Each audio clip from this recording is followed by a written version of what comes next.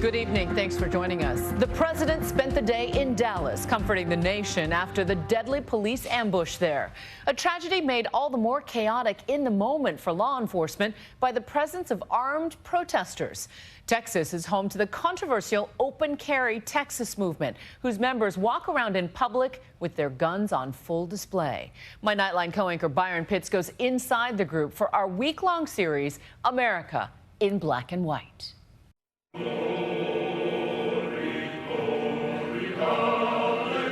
Today, the city of Dallas taking time to mourn and heal, gathering to remember the lives of the 5 officers killed in last week's horrific attack. Putting politics aside, President Obama and the First Lady, hand in hand with former President George W. Bush and First Lady Laura Bush. The president delivering a sermon of sorts. I'm here to insist that we are not as divided as we seem.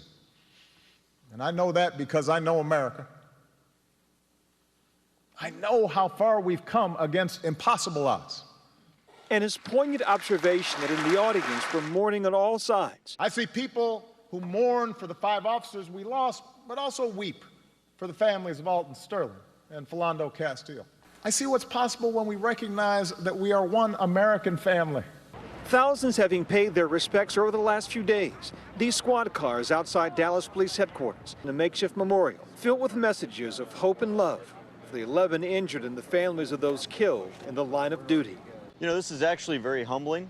Drawing even visitors from all walks, like First Sergeant C.J. Grisham, a gun advocate and founder of Open Carry Texas. He came to Dallas to pay his respects. It's good to see that we can still come together when we recognize that what happened should not have happened regardless. His group, an eclectic mix of gun enthusiasts who pack heat in public. My ability to carry a rifle in self-defense should never be infringed upon. If I want to choose to defend myself with an AK-47, an AR-15, a .380 pistol, a little .22 Derringer, it doesn't matter. The Second Amendment is a self-defense tool. In a city still on edge, the sight of exposed guns causing fear and concern. It just feels unnecessary to me. Like, concealed, I understand, but that is just excessive. I don't understand the point. Texas is an open carry state, and walking around like this is legal. But in the last few days, their actions have drawn criticism. They will make an issue out of it, flip you off. Here at last week's Black Lives Matter rally, 20 to 30 men were seen with rifles strapped to their backs, wearing gas masks and bulletproof vests. And when shots were fired, confusion about who was responsible and how many shooters.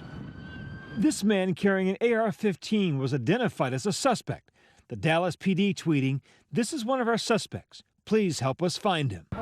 Mark Hughes turned himself in to police. He was later cleared and released. Immediately, I flagged down a police officer. He was allowing himself to carry a firearm, but that's his constitutional right. Dallas Police Chief David Brown said open carry laws blurred the line between potential suspects and the marchers. When people have AR-15 slung over and shootings occur in a crowd and they begin running, we don't know if they're the shooter or not. It's very easy to tell who the bad guy is and the good guy is because the good guy has a rifle on his back, not pointed at you firing. Grisham is a 20-year Army veteran and father of 3. In combat, I had no problem discerning who was the enemy, and everybody had guns. All it takes is a little bit of analysis and good training. He may be critical of police, but he's not quick to support movements like Black Lives Matter. What's wrong with the Black Lives Matter movement is that we're minimizing the other people who are being killed by police officers unjustifiably. And Grisham says, like Alton Sterling and Philando Castile, he's been there, under the barrel of a police officer's gun, fearing for his life. Oh, hey, no, don't disturb me, man. Hey. He says this traumatic event in 2013, caught on police patrol dash cam, was the spark that ignited Open Carry Texas. I was arrested. My son and I were going on a hike. Grisham says he brought along that rifle strapped across his chest to protect them from wild animals. About halfway through our hike, a police officer approached. Some reason why you have this? Because I can. Well, okay. Since carrying a rifle is legal, even without a license, Grisham believes what happened next was illegal. Oh, hey, no, don't disturb me, man.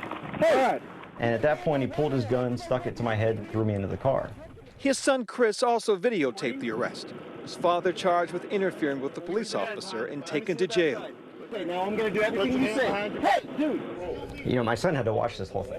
We alarm people and they call us and we can... When we first met Grisham 2 years ago, he told us he was still battling the demons from his tours in Iraq and Afghanistan.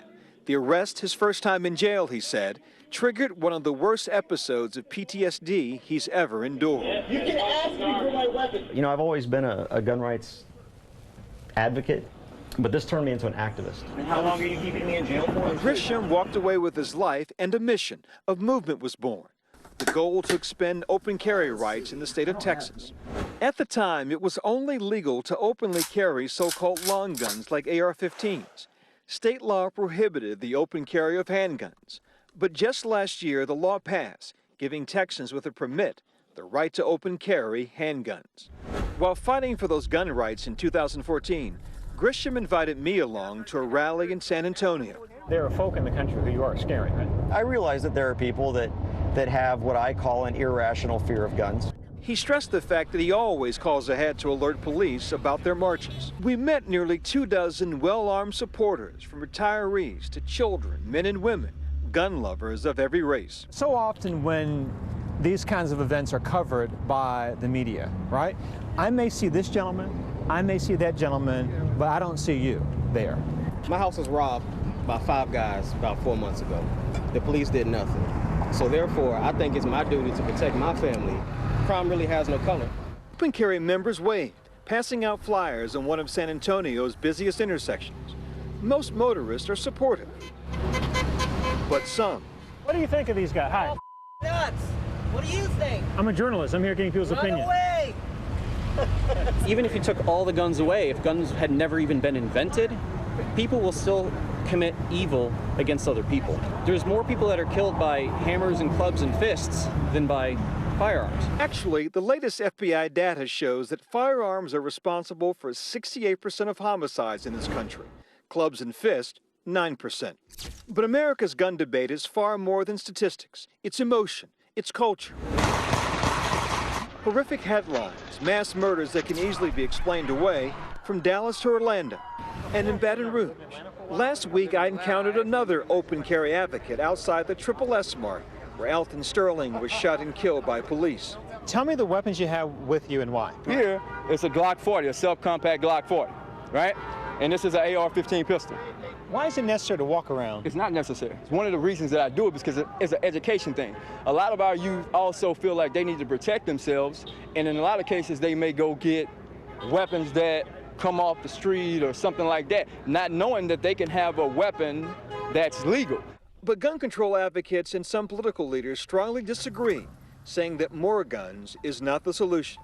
We flood communities with so many guns that it is easier for a teenager to buy a Glock than get his hands on a computer or even a book. And with the Republican convention ahead in Ohio, a state with no open carry regulation, tensions are high. Some worry about visitors and protesters bringing firearms to the city. For Nightline, I'm Byron Pitts in Dallas.